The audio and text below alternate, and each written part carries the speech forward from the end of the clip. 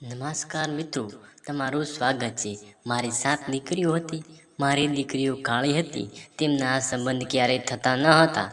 ખૂબ જ પરેશાન હતી. એક દિવસ એક સ્ત્રી તેના 7 સુંદર પુત્રો માટે મારી પુત્રીઓના હાથ માંગવા આવી અને મેં કહ્યું, હું તમારી સાથે પુત્રીઓના લગ્ન મારા પુત્રો સાથે કરાવીશ, પણ મારી એક શરત છે કે જ્યારે પણ તમે તમારી દીકરીઓને મળવા એના ઘરે સાસરે આવશો તો પહેલાં મને જાણ કરશો.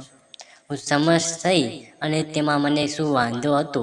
એક દિવસ મેં દીકરીને સાસરે ફોન કર્યો, પણ કોઈએ ફોન ઉપાડ્યો નહીં. તેથી હું જાણ કર્યા વગરની અંદર ગઈ. જોઈને મારા પગ નીચેથી જમીન સરકી ગઈ. આજે હું ખૂબ જ ખુશ હતી, કારણ કે આજે મારી મોટી દીકરી ખુશીનો સંબંધ બાંધી રહ્યો હતો. આ પહેલાં પણ ઘણા સંબંધો આવ્યા હતા, પરંતુ તેમાં મારી પુત્રીના નકારીને ચાલ્યા ગયા હતા, કારણ કે મારી દીકરીનો રંગ કાળો હતો. મારી પુત્રીઓ દરેક ગુણમાં સારી હતી.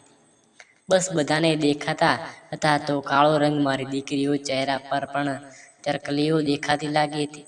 હું મારી પુત્રીઓને દુઃખ જોઈ શકતી નહોતી. ભગવાને મારી સાથે આટલું ખરાબ કેમ કર્યો? મારી દીકરીઓનો રંગ કાળો કેમ આપ્યો? હું હવે માત્ર રાહ જોઈ રહી હતી જ્યારે અમારા ઘરે એક મહિલા આવી. અમે તેને દિલથી આવો ભગવત કહ્યું અને ચા પણ પીવડાવ્યો, નાસ્તો કરાવ્યો અને ભોજન પણ કરાવ્યું. પછી મને પાછળથી ખબર પડી કે તે મારી દીકરીઓને મળવા જ આવી હતી. મને કહ્યું, બહેન, તમારી દીકરીઓ બોલાવો ને. ઊભી થઈને રૂમમાં ગઈ હતી. હું મારી દીકરીઓને ખુરશી રૂમમાંથી બહાર લઈ આવી. પછી તે સ્ત્રીઓ મારી દીકરીઓ તરફ જોયું અને કહ્યું, બહેન, હું નાની ઉંમરની છોકરી જોઈતી હતી, મોટી નહીં. મારા દીકરો અનિલ હજી ઘણો નાનો છે અને તારી દીકરીઓ મેળ નહીં. તે સ્ત્રીએ વાત સાંભળીને ખુશી ગુસ્સો થઈ અને બોલવા લાગી, હવે તમારે બધું જોતા પહેલા વિચારવું જોઈએ. ખુશીએ તે માસીને કહ્યું, તમે છેલ્લા 7 વર્ષથી મારા માટે સંબંધ લાવો છો, તેથી તમને ખબર નથી કે મારી સ્થિતિ શું છે, મારી ઉંમર કેટલી છે, મારો રંગ કેવો છે, અથવા જે થઈ ગઈ જશે તેનાથી કોઈ ફરક પડતો નથી. તમે બંને મારી નજર સામેથી હટો નહીં તો હું તમારી સાથે એવું કરીશ કે સંબંધ જોઈને સંબંધ જોઈ શકશો નહીં. તે મહિલા પાસે હાથ મૂકીને કહ્યું, ના હો તો તોબા તોબા, આની કેટલી લાંબી જીભ છે. આ છોકરી પાસે રીતભાત જેવી કોઈ વસ્તુ નથી. ત્યારબાદ બંને ઘરની બહાર નીકળી ગઈ. સ્ત્રીઓએ ગયા પછી ખુશી આંગણાઓમાં વહેવા લાગી. તેને દરમિયાન માતાએ કહ્યું, મેં મારા બાળકોને કેટલી સારી રીતે ઉછેર્યા છે. આજ સુધી મારી કોઈ દીકરીઓ કોઈની સામે નજર પણ ઊંચી કરી નથી. ક્યારે બદનામી જ બદનામી કરી. બહુ દૂરથી વાત છે. જો મારી દીકરીઓની લાગણીમાં કંઈ કહે તો હું તેને સ્થળ પર જ ચૂપ કરી દેત. પણ આજે મારી દીકરીને બોલતી અટકાવી નહીં. તે પણ માણસ છે. 7 વર્ષથી તેને સહન કરી રહી છે. તે ભટ્ટ ખુશીમાં માથામાં પર હાથ મૂક્યો અને કહ્યું, દીકરી, ઉદાસ ના થા, ભગવાન બધું ઠીક કરશે. હું મારી દીકરીઓને ગળે લગાડી રહી હતી. હું મારા દીકરાઓને કહેતી હતી, ભગવાનને પ્રાર્થના કરો, ભગવાન તમારું નસીબ ખોલે. પણ આજે હું બિલકુલ નહોતી રડી. તેથી જ મારી બાળકીની દુઃખ સહન નથી. ખુશીઓ હસીને કહ્યું, હું કે સમોસા ખાઈશ, કારણ કે તેની સાથે દલીલમાં મેં વધુ મહેનત કરી હતી. પછી બધી બહેનો એકબીજા સાથે વાતો કરવા અને હસવા લાગી અને એવું થયું કે જો લોકોને મારી દીકરીઓનું ખરાબ કર્યું છે, પણ તેમની કંઈ ખરાબ નહીં કર્યું. આજે મારી દીકરીઓ લગ્ન નિર્ણય ભગવાન પર છોડી દીધો અને શાંતિથી બંને. થોડીવાર પછી ડોરબેલ વાગી એટલે મને જોઈને દરવાજો ખોલ્યો. પણ સામેની દ્રશ્ય જેટલું આશ્ચર્યજનક હતું એટલું જ રસપ્રદ હતું. મેં મોટી કાર આવીને અમારા ગરીબખાનામાં સામે પાર્ક કરી. ગાડીમાંથી રાજકુમાર જેવા છોકરાઓ બહાર નીકળ્યા ત્યાં અને અહીંયાથી જોઈ રહી હતી. એવું લાગ્યું હતું કે ભૂલમાં આ ગલીમાં તો આવ્યા છે. જ્યારે કારમાંથી એક મહિલા પણ ઉતરીને મારી સામે જોઈ. તેમણે કહ્યું, શકુંતલા, તારું નામ છે? મેં ઝડપથી માથું હલાવ્યું અને મને કહ્યું, હા. હજુ તો તે ચહેરા પર નીચે સવાઈ ગયું અને તે ભગવાન શુક્ર છે તમારી ઘરમાં મળ્યો. 1 કલાકથી અહીં ત્યાં ધક્કો ખાઈ રહ્યા હતા. કહ્યું, અંદર આવો. આ માટે નહીં કહું. તે મહિલા વાત સાંભળીને કહ્યું, સાવ ચોંકી ગઈ. મેં કહ્યું, હા. મેં 3 દીકરીઓની ઈશારો કર્યો. તેઓ બધા સામો સાથ છોડીને એક લાઈનમાં ઊભી રહી ગઈ. મેં કહ્યું, તેને તમારો વધારે સમય નહીં લઉં. મારી 7 પુત્રીઓ છે. એક હું મારા 7 પુત્રોને લગ્ન એક જ ઘરથી 7 પુત્રીઓ સાથે કરાવવા માંગુ છું. મેં ઘણી જગ્યાએ જોયું હતું, પણ મને ક્યારેય એક ઘરની દીકરીઓ ન મળી.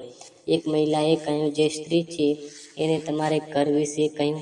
તેમને જોઈને તમારા ઘરની આર્થિક સ્થિતિ બરાબર નથી લાગતી. હું ફક્ત એટલું જ કહેવા માંગુ છું કે મને તમારી 7 દીકરીઓ પસંદ છે. પણ તે સ્ત્રીઓ તેના પુત્ર તરફ ઇશારો કર્યો. ત્યારે પુત્રો માતાને આજનાનું પાલન કર્યું. સ્ત્રીઓ કહ્યું કે અમારે દહેજમાં કંઈ જોઈતું નથી. હું તમારી દીકરીઓને વહુ બનાવીને મારા ઘરે લઈ જવા માંગુ છું. મારા પુત્રો સાથે તમારી પુત્રીઓને સંબંધ મંજૂર છે. સ્ત્રીઓ વાત સાંભળીને હું સંબંધ થઈ ગઈ. મને લાગ્યું ગયું કે કંઈક સપનું જોયું છે. મારી આંખોમાં આંસુ આવી ગયા. સ્ત્રીઓને નારાજ થયેલી કહ્યું, શંકુદલા, મને તારી વાત બિલકુલ પસંદ નહીં આવતી. તમે તમારી દીકરીઓ માટે આવું ન બોલો. તમે આ છોકરીઓને મન આપી દો, જેથી હું તેમની માતા બની શકું. મને શરૂઆતથી દીકરીઓની આશા હતી, અને કારણે કે દીકરીઓની લાઈન થઈ ગઈ હતી. મેં હસીને કહ્યું, બહેન, મને વિચારવાનો સમય આપો.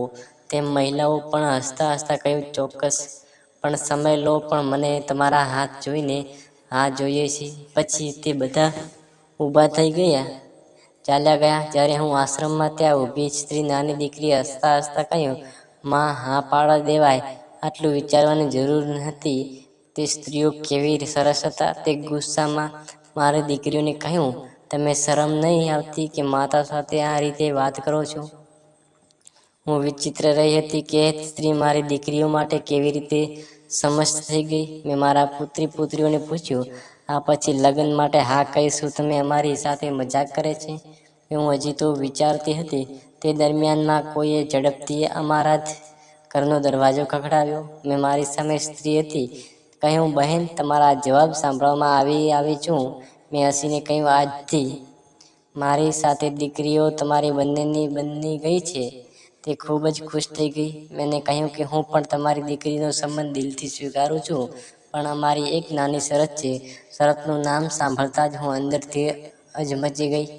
એ સ્ત્રી, કઈ શરત મૂકું? અમારા બધા સપના ચકનાચૂર થઈ ગયા. તેને કહ્યું, બહેન, મારી શરત એ છે કે તમે તમારી દીકરીઓને મળવા આવો, હંમેશા ફોન કરીને આવજો. મને પહેલા જાણ કરજો. મેં હસીને કહ્યું કે બસ, તમે મને પરેશાન કરી દીધી. મેં કહ્યું, તમે આ શરત મંજૂર છે? સ્ત્રી ખુશ થઈ ગઈ અને લગ્નની તૈયારીમાં ખુશીનું તેના ઘર ગઈ. તે સ્ત્રીઓ શુક્રવારના લગ્નની તારીખ બરાબર 1 અઠવાડિયા પછી આવી. થોડા દિવસ પછી મારું ઘર ખાલી થઈ જશે. થોડા દિવસમાં મેં સમય પણ આવી ગયો છે. છેવટે મારી દીકરીઓ પણ તેને સાસરે થઈ ગઈ. ભગવાન, ખૂબ આભાર કે તમારી દીકરીઓના લગ્ન આવ્યા સીમિત પરિવારમાં થયા હતા. લગ્ન 2-4 દિવસ પછી મેં એટલું સીધું તેમના ઘરે ગઈ. મેં ફોન કર્યો તો તે નંબર જ સ્વિચ ઓફ હતો. હું રિક્ષામાં બેસીને દીકરીના આલીશાન મકાનમાં પહોંચી. મેં બહાર બેઠતા ચોકીદારને કહ્યું, મારી દીકરીઓ મળવા આવી રહી છે. ચોકીદાર પરવાનગી લેવા અંદર ગયો. તેની સાસુ સામે આવીને કહ્યું કે લગ્ન પહેલા કહ્યું હતું કે ફોન કરીને આવજો, પરંતુ તમે શરત પૂરી કરી શક્યા નહીં. હવે તમે ઘરે જાઓ. મને ઘરે જઈને ફોન કરીને મારા પાસેથી પરવાનગી લઈ અને તેને પછી જ હું તમારી દીકરીઓને મળવા દઈશ. તેમણે મારું હૃદય તોડી નાખ્યું હતું. મેં આવી ક્યારેય જોયું ન હતું. મનમાં વિચાર્યું કે મહિલાઓ જ મારી આંખોમાંથી આંસુ વહી રહ્યા. ઘરની બહાર નીકળી ગઈ. ત્યારબાદ તો મેં ઘર જઈને દીકરીને ફોન કર્યો કે મારી દીકરીઓ મળવાની પરવાનગી માંગે. જ્યારે હું ત્યાં પહોંચી ત્યારે મારી આંખો આંસુથી ભરાઈ આવી હતી. અને જ્યારે મેં મારી દીકરીઓને જોઈને ત્યારે મેં સૌથી વધુ આનંદ થયો. તે સમયે એવું લાગ્યું કે મારી દીકરીઓ રાજકુમારીઓ છે. મારી દીકરીઓ કે આ રીતે જોઈ મારા આત્માને પરમ શાંતિ મળે અને મારા દીકરાઓની સોનાના ઘરેણાં મળી હતી. મેં જોયું કે હસતી હતી અને એકબીજા સાથે વાતો કરી રહી હતી. તેમને જોઈને આંખો પણ ઘણી રાહત થઈ ગઈ. આ શ્રદ્ધા જોઈને મારી દીકરીઓએ કહ્યું, તમે આ ઘરમાં જ છતાં મારું દિલ લગાવશો. મને કહ્યું, ચિંતા ન કરો, તમારી દીકરીઓ ખૂબ જ કાળજી રાખીશ. હું ખુશી તો ઘર પાછી આવતી હતી. મારી નાની દીકરીએ મને ગળે લગાડી રડવા લાગી. મને કહ્યું, હું તમને યાદ કરું છું. મેં હસીને કહ્યું કે આ દીકરી તારા પતિ સાથે આવજે. પછી મેં હાથ છોડવાની શરૂ કર્યો. તેથી મારી નજર તેના હાથ પર પડી. તેના હાથ જોઈને મારા હાથમાં કંપાઈ ઉઠ્યો. મેં પૂછ્યું, આ બધું શું છે? તે દરમિયાન મોટી દીકરી આગળ વધીને કહ્યું કે માતા, તમે સાફ ચિંતા ન કરો, હું અહીં તમને સંભાળી રાખું છું. પણ હું આ બધું કેવી રીતે સહન કરી શકું? છેવટે મારી નાની દીકરીએ કહ્યું, મને કંઈ થયું છે. મારી નાની દીકરીએ કહ્યું, માતા, તમે કેમ પરેશાન થઈ રહ્યા છો? હું મારા પતિ માટે રસોડું ગરમ કરતી હતી. મને ગેસનો ઉપયોગ કેવી રીતે કરવો તે ખબર નથી, જેના કારણે મારા હાથ દાઝી ગયા છે. ત્યારે નાની દીકરીએ પતિ રૂમમાંથી બહાર આવ્યો અને તેણે કહ્યું, દીકરાઓ, આ મારી સૌથી નાની અને વહાલી દીકરી છે. મેં કહ્યું, બહુ ધ્યાન રાખજો. તમે કહ્યું કે ચિંતા મુક્ત રહો છો. ત્યારબાદ હું ઘરે પાછી આવી ગઈ, પણ મારું મન મારી દીકરીઓ સાથે જ રહ્યું. મને બહુ ચિંતા થઈ હતી કે મારી દીકરીઓ ગરીબોમાં ઉછેરી, પણ ભગવાન તેમની સાથે કોઈ ઘટના ન બને. પાડોશની મહિલાઓ મારી દીકરીઓના લગ્ન માટે પણ અભિનંદન આપવા લાગી. મને કોઈ ખુશીનો અનુભવ થયો ન હતો. હું વિચારતી હતી કે મારી દીકરીઓ આટલી મોટા ઘરમાં પણ કોઈની પાસે પોતાના કોઈ મોબાઈલ નથી. 2 અઠવાડિયા પછીથી મારી દીકરીઓ, સાસુ અને જમાઈ પોતાના ઘરે જમવાની માટે આમંત્રણ આપ્યું, પણ એવું કહ્યું ટાળ્યું કે બહાર ફરવા ગયા છે. મને આ બધું ખૂબ જ વિચિત્ર લાગ્યું. મારું હૃદય તૂટી રહ્યું હતું. મારી પુત્રીઓ બહાર ફરવા જતા પહેલા મને કહ્યું, જરૂર પણ ન માન્યું, ચાલો બાકી દીકરીઓ છોડી દો. પણ મારી નાની દીકરી મને કહ્યું, વિના કંઈ કામ ન કરતી. હૃદય વિચાર્યું, કદાચ મારી દીકરી તે સાસરિયામાં ખૂબ જ ખુશ છે અને તે ગરીબી માતા સાથે વાત કરવા માંગતી નથી. તેની સાસુ કહ્યું, શંકુતલા, ચિંતા ન કરો, તમારી દીકરીઓ તેમના જ પતિ સાથે ખૂબ જ ખુશ હતા. આમ કરતાં કરતાં 2 મહિના વીતી ગયા અને મારા મગજના ઘંટ વાગવા લાગ્યા. પરંતુ મેં વિચાર્યું કે કોઈ પણ પરિસ્થિતિ અમારી દીકરીઓ મળીશ. તેથી હું જાણું કર્યું વિના મારી દીકરીઓના ઘરે પહોંચી ગઈ. પછી ચોકીદાર મને જોઈને કહ્યું કે પરવાનગી લઈ આવું છું, હું તમને પછી જવા દઈશ. તે દરમિયાન ચોકીદાર રડતા રડતા કહ્યું, ભાઈ, તમને કસમ છે, આજે મને રોકશો નહીં. જો હું આજે મારી દીકરીઓને નહીં મળીશ તો આજે હું મરી જઈશ. પછી ચોકીદારે કહ્યું, પણ જો હું તમને આજે અંદર મોકલીશ તો મારી નોકરી જતી રહેશે. પરંતુ તમે મને કહ્યું કે મારા ભાઈના, તો મારી બહેન માટે મારી નોકરીનું બદલીદાન આપી દઉં. જાઓ, મળી આવો તમારી દીકરીને મળવા. હું ઉતાવળ ઘરની અંદર પહોંચી. ત્યાં સામે જ તેનું દ્રશ્ય જોઈ મારા હાથમાંથી કપી ગયા. પણ મારી દીકરીઓ એ જ કપડાં પહેર્યા હતા. એકના હાથમાં સાવરણી અને બીજાના હાથમાં રસોડાના વાસણ ધોતી હતી. નાની પુત્રી તેના પતિ સાથે સોફા પર બેઠી હતી, પરંતુ તેના પણ ખૂબ જ નજરસ હતી. તે વારંવાર સાસુ તરફ જોઈ રહી હતી. તરત બૂમ પાડી કહ્યું, આ બધું શું થઈ રહ્યું છે? તો બધા મારી સામે જોવા લાગ્યા. મારી નાની દીકરી રડતી મારી પાસે દોડી. બાકીની દીકરીઓ પણ મને ગળે રડવા લાગી. મારી દીકરીઓ મને સાસુને કહ્યું, તમને શરમ નથી આવતી? દીકરીઓએ મારાથી અલગ કરી, તમારા ઘરની દાસીઓ બનાવી, તમે તેટલા જ પુત્રો સાથે લગ્ન કરાવી હતી. છેવટે તમારા ઘરે શું અભાવ છે? કોઈને પગાર આપ્યો અને ઘરના કામકાજ માટે રાખવો છે? મેં કહ્યું, હમણાં જ હું તમારી દીકરીઓને અહીંથી લઈ જઈશ. મેં કહ્યું, મારી એક વાત યાદ રાખજો, હું મારી દીકરીઓ છૂટાછેડા અપાવીશ. તેની સાસુ મારી સામે હાથ જોડીને મને કહ્યું, શંકુતલા, આટલો મોટો નિર્ણય ન લે. પહેલાં એકવાર સાંભળો. જેમ તું તમારા મમતા સાથે લાચાર છે, તેવી જ રીતે હું પણ લાચાર છું. આ બધી મજબૂરી કહી રહી છે. હકીકત એ છે કે મારા 7 દીકરાઓ થયા તો લોકો મારી ઇજ્જત ઈર્ષ્યા કરાવવા લાગ્યા કે મારા પુત્રો પર કાળા જાદુ કરાવે છે. દિવસે ફરી મારા બાળકોની ઘણી તકલીફ સહન કરી. મારા પુત્રો હંમેશા જ બીમાર રહેતા હતા. ત્યારે હું પીર અને બાબાએ પાસે ગઈ. ત્યારે તેણે મને કહ્યું કે જો મારા પુત્રોનું લગ્ન એવા ઘરમાં કરે, 7 દીકરીઓ હોય, તો મારા પુત્રના માથા પરથી કાળા જાદુ દૂર થશે. જો આમ નહીં થાય તો મારા પુત્રનો જીવ જોખમમાં છે.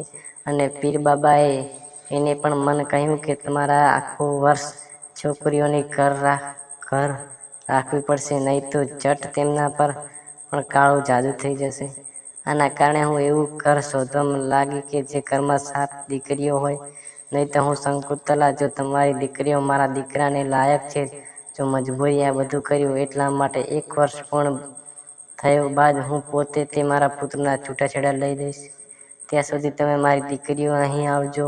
મેં ગુસ્સામાં કહ્યું કે તરત શરમ આવતી નથી, તમે આવું ખરાબ વાત કરો છો.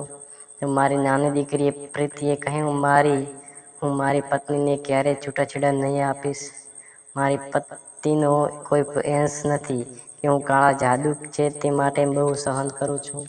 હું મારા ભાઈઓના મરતા જોઈ શકતી નથી. મારી એક વાત યાદ રાખજો કે હું દિવસે કાળા જાદુ ખતમ થઈ જશે તો દિવસમાં હું મારી પત્નીનું સન્માન સાથે મારા ઘરમાં રાખીશ. બાકી લોકો પણ કહ્યું કે બસ કાળા જાદુ ખતમ થઈ જાય, અમે બધામાં મારી પત્નીઓને પ્રેમ કરીશું. સાથે દીકરીઓને સાસુએ પણ માફી માંગી અને કહ્યું, શંકુતલા, જ્યારે ઈચ્છા થયા ત્યારે નાની દીકરીઓને મળવા આવી શકશે. બસ થોડાક મહિના છે, તમને તમારી સાથે લઈ જાઉં. પછી મેં મારી દીકરીઓને પૂછ્યું તો તે બધા કહ્યું, અમારા પતિને બહુ સારા છે. વિચાર્યું કે જ્યારે જ મારી દીકરીઓ ખુશ છે તો તેમને ઘર કેમ બગાડ્યું. તેની મારા ઘરે પાછી ફરી. મારી દીકરીઓ સાસુને મારા તમામ દીકરાઓને મોબાઈલ લઈ આપ્યા અને દીકરીઓના મારી સાથે વારંવાર વાત કરવા લાગી. મેં પછી દીકરીઓને સારા કપડાં અને ઘરેણાં પહેરાવ્યા. ઘરમાં રહેતી લાગી, કારણ કે તે જાણતી હતી કે મારા દીકરીઓ લાવારી નથી. અત્યારે એવું જ છે, જેટલી શરીફ છે એટલા જ તે દબાણમાં રાખવામાં આવે છે. તેથી મિત્રો, મારી સલાહ છે કે તમારી છોકરીઓ તેમજ સાસરિયાઓના ભરોસે રાખજો, બદલે તેમના જાણશો એવું જોઈએ.